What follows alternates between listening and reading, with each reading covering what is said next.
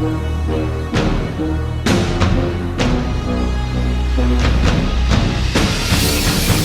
1939, and the small town of Correggio in Reggio Emilia, Italy, feels like a postcard from a simpler time.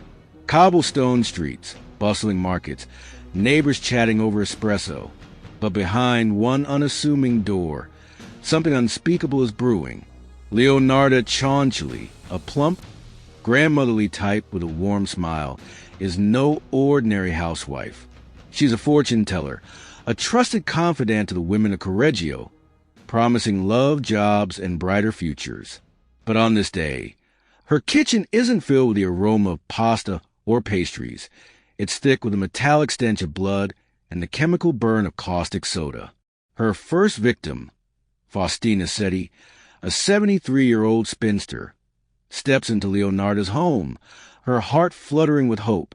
Leonarda spun a tale of a perfect suitor, waiting in Pola, modern-day Croatia, a man who'll finally end Faustina's lonely days.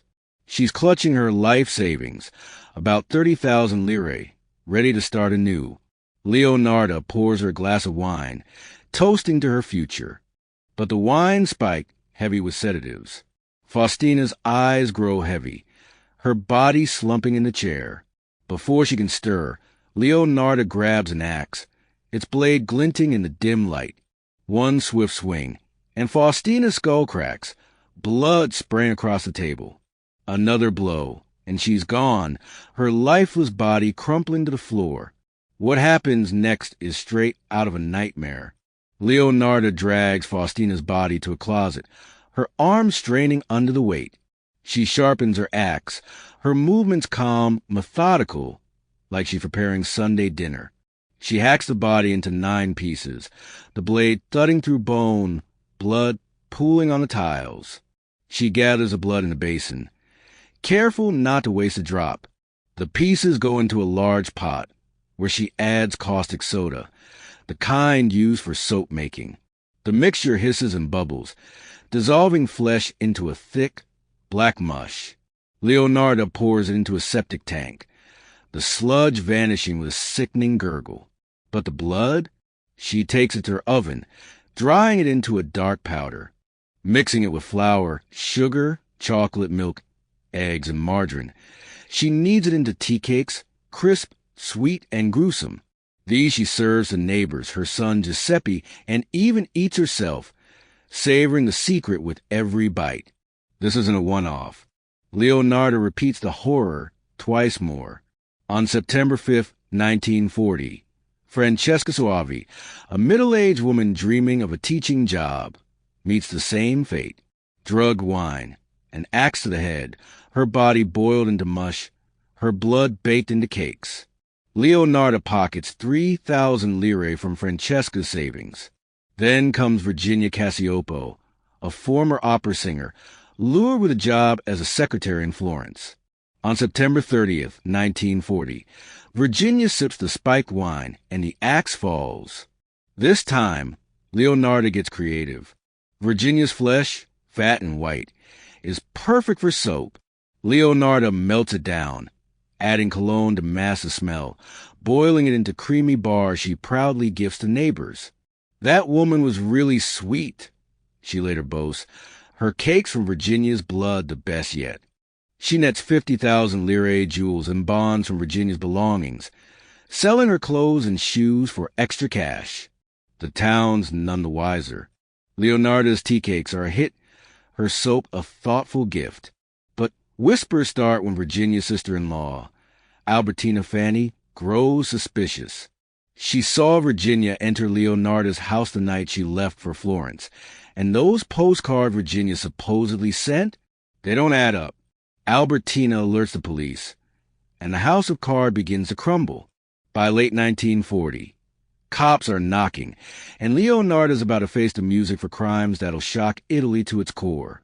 So, who the hell is Leonarda Cianciulli, and how does a woman go from baking biscotti to boiling bodies?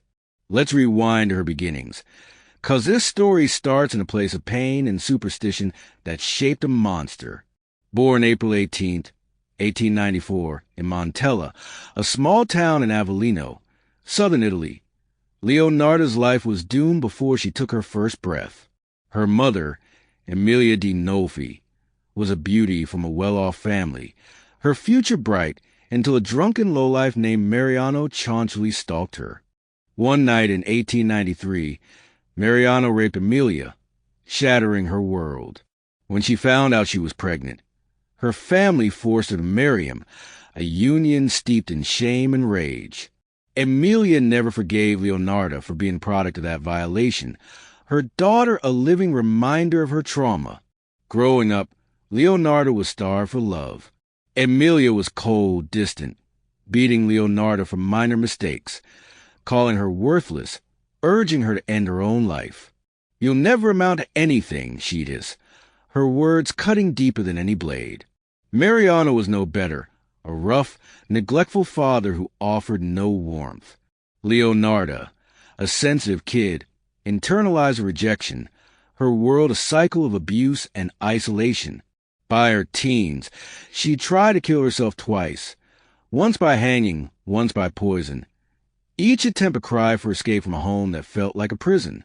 She found solace in the occult, sneaking off to fortune tellers and palm readers, their predictions a lifeline in her chaotic world. One seer's word stuck with her: "You'll marry and have children, but all will die." Another saw prison in your right hand, a criminal asylum in your left. These prophecies haunted her, planting seeds of paranoia that had bloomed into madness.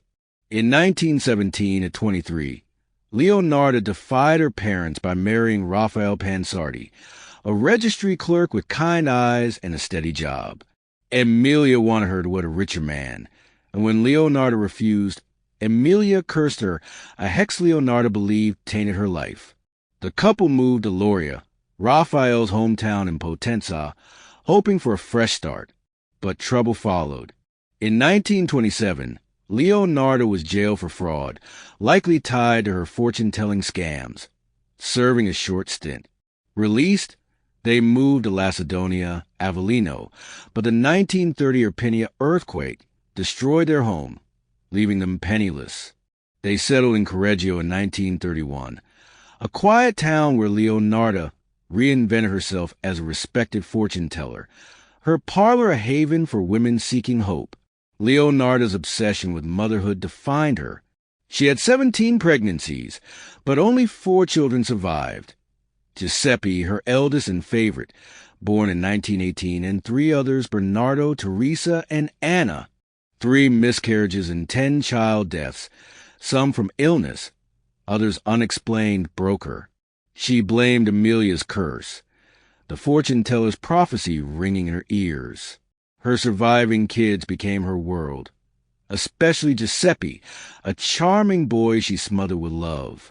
She read palms, cast spells, anything to protect them. Neighbors saw her as quirky but kind, baking tea cakes, sharing soap, her home a warm spot in Correggio's heart. But beneath the facade, Leonarda was unraveling, her superstitions twisting into something deadly. By 1939, Italy's under Mussolini's grip, and World War II looms. Giuseppe, now 21, announces he's joining the Royal Italian Army, eager to serve. To Leonarda, it's a death sentence. The fortune-teller's words, "All your children will die," echo louder than ever. She's lost 10 kids already. She can't lose Giuseppe. Her mind, steeped in occult rituals, lands on a horrific solution: human sacrifice. She believes spilling blood will appease whatever dark forces threaten her son, a bargain with the universe to keep him safe. It's not greed or hatred driving her. It's a mother's desperate, delusional love, warped by years of loss and superstition. Leonarda's no impulsive killer.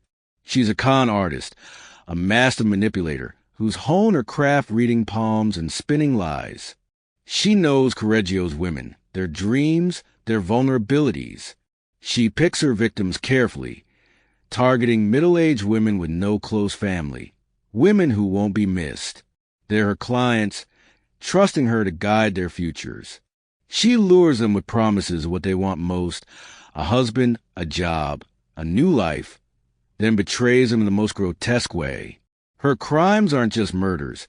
They're rituals, each step deliberate. From the spiked wine to the soap making, a twisted alchemy born of her fractured mind. Let's crawl into Leonarda's head, 'cause it's a labyrinth of fear, faith, and madness. No official diagnosis exists. Psychiatry in 1930s Italy wasn't what it is now, but her actions scream untreated mental illness. Her suicide attempts as a teen point to severe depression, likely worsened by her abusive childhood. Emilia's cruelty and Mariano's neglect left Leonarda with deep abandonment issues, her self-worth in tatters. The occult became her coping mechanism, a way to impose order on a chaotic life. Fortune teller predictions didn't just guide her. They controlled her, her belief in curses and fate absolute. Her obsession with Giuseppe suggests a mix of narcissistic and borderline traits. She saw him as an extension of herself, his survival tied to her identity. Losing 10 children amplified this, her protective instincts morphing into paranoia. The idea of human sacrifice, while insane to us, made sense in her warped worldview, a logical step to counter the curse she believed doomed her kids. Forensic psychologist Catherine Ramsland, in Masters of True Crime, notes Leonarda's ritualistic behavior mirrors cult-like devotion. Her murder's a perverse act of faith. She wasn't psychotic in the sense of losing reality. She knew killing was wrong, hiding her crimes with care. But her superstitions overrode morality, her love for Giuseppe justifying the unthinkable. Was she a sociopath? Unlikely. Sociopaths lack empathy. Leonarda had it, but it was selective, reserved for her kids. She didn't kill for pleasure or power, unlike most serial killers.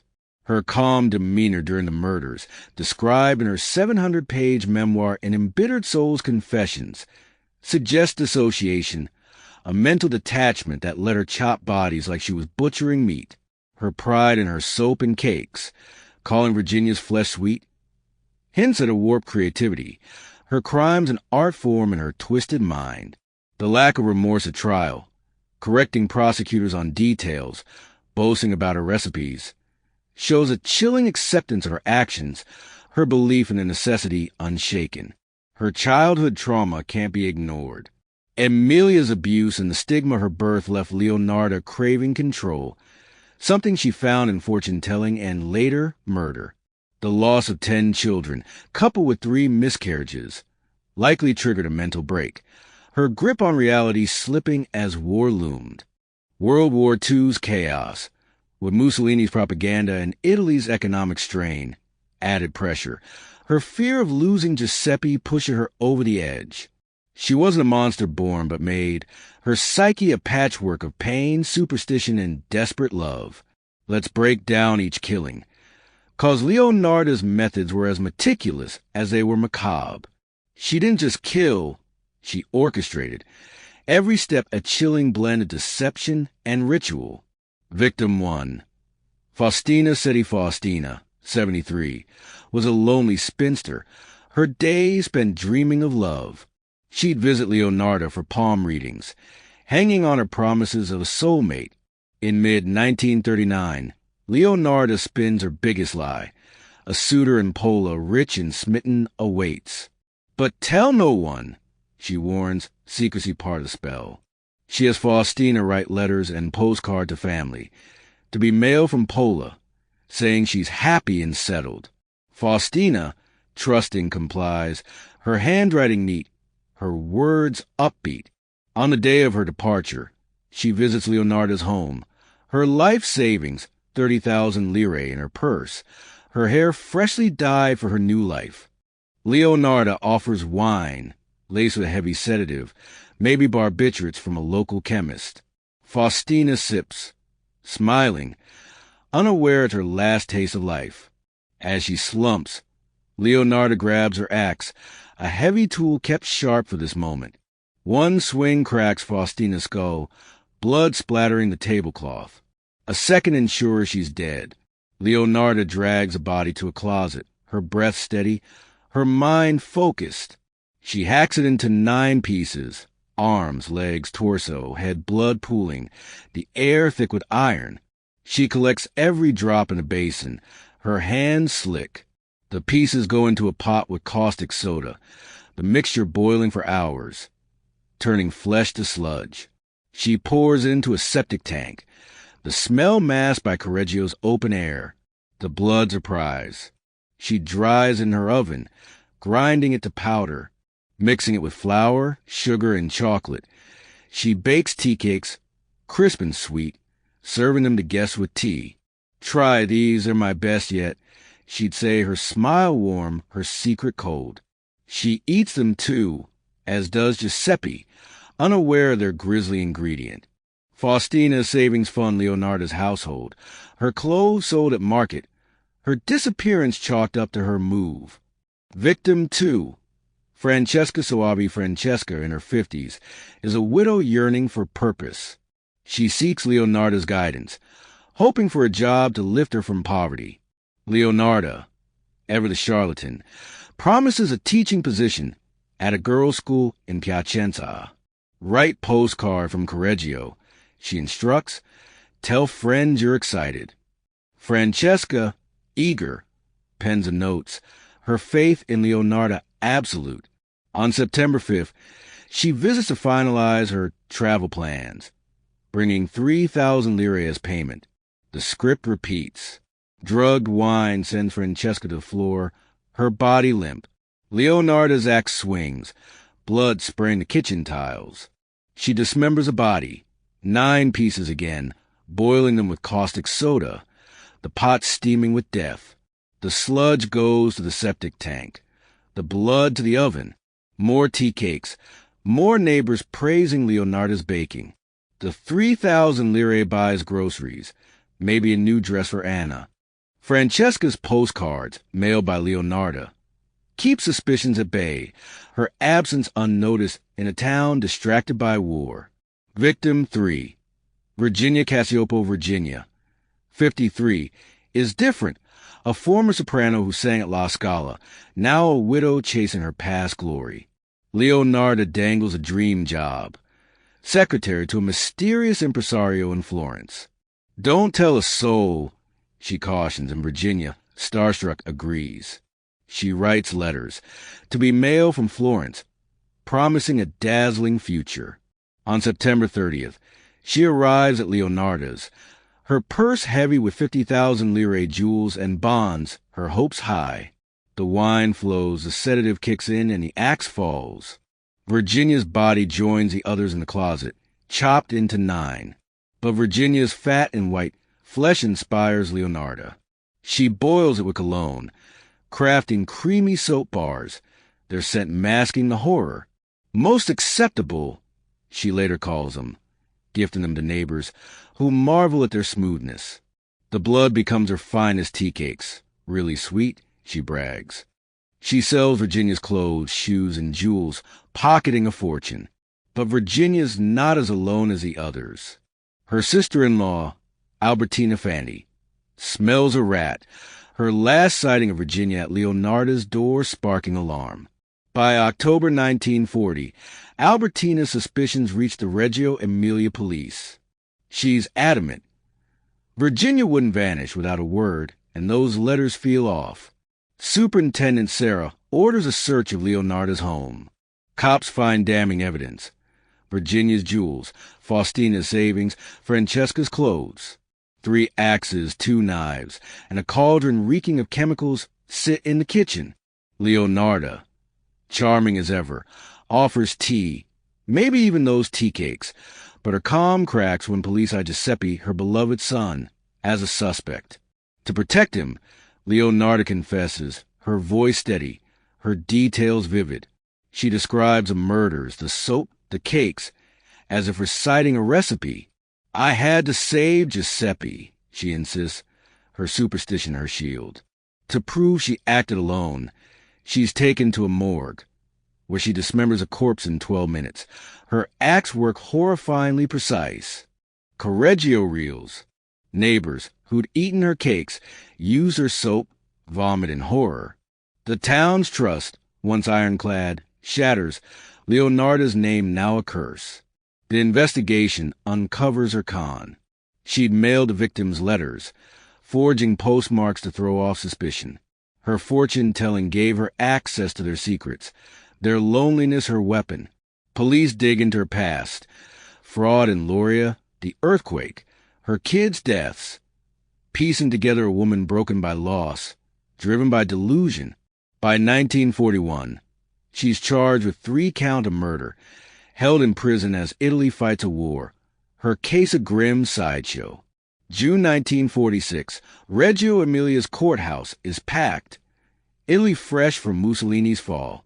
Leonarda, now 52, stands trial, her plump frame and calm demeanor jarring against the charges. She's unrepentant, correcting prosecutors on details. Her 700-page memoir, An Embittered Soul's Confessions, a centerpiece. I didn't kill for greed, she says, but to save my son. She describes her soap-making with pride, her teacakes a gift to neighbors. The memoir, written in prison, mixes recipes with rants, her belief in the curse unwavering. Skeptics doubt a woman could dissect bodies so fast, but her more demonstration silences them. Her defense leans on insanity, citing her suicide attempts, child losses, and superstitions. The prosecution, led by Timothy Cray, calls her a calculating monster, her crimes premeditated, her remorse nil. Witnesses, neighbors, Albertina, testify to her charm, her betrayal. Giuseppe, devastated, swears he knew nothing. His mother's love is curse. The court finds her guilty, but her mental state spares her the gallows. She's sentenced to 30 years in prison, 3 in a criminal asylum, echoing the palm reader's prophecy. Italy's press dubs her La Pontificatrice di Correggio, her story a national horror. Her memoir, published in fragments, fascinates and repulses, a window into a mind where love and murder intertwined. Leonarda's prison years are quiet. In Pozzuoli's women's prison, she's a model inmate, crocheting, baking her calm eerie. In 1967, she's transferred to a criminal asylum in Aversa, her health failing. On October 15, 1970, at 76, she dies of cerebral apoplexy, a brain hemorrhage, her body buried quietly. Her murder tools, axes, knives, the cauldron, are displayed at Rome's Criminological Museum, a grim tourist draw. Correggio never recovers. Neighbors burn the soap, smash the tea cakes, haunted by what they consumed. The town's innocence dies with Leonarda's crimes, trust replaced by suspicion. Her story inspires art, a 1979 play, Love and Magic in Mama's Kitchen, by Lena Wertmuller, a 1977 film, Gran Bolito, with Shelley Winters as Leonarda. True crime books, like Genoveva Ortiz's A Deadly Soap-Maker of Correggio, dissect her life. Her crime's a cautionary tale of superstition run amok. Her legacy lingers. Posts on X, like at Morbidfuls in 2023, call her a serial killer who made soap and tea cakes. Her story a morbid fascination. She's compared to myths like Lamia, a child devourer. Her crimes blurring reality and nightmare. Italy's justice system, post-war, tightens mental health screenings. Her case a warning of untreated trauma. Giuseppe, scarred, fades from view, his mother's love a poison. Leonarda's not just a killer. She's a mirror. Her crimes, born of love and loss, challenge what we think we know about evil. She wasn't a cackling villain but a mother, broken by a cruel world. Her superstitions a twisted shield. Her story's horror lies in its intimacy, neighbors eating her cakes, using her soap, never suspecting the truth. It's a reminder that monsters don't always lurk in shadows. Sometimes they bake you cookies.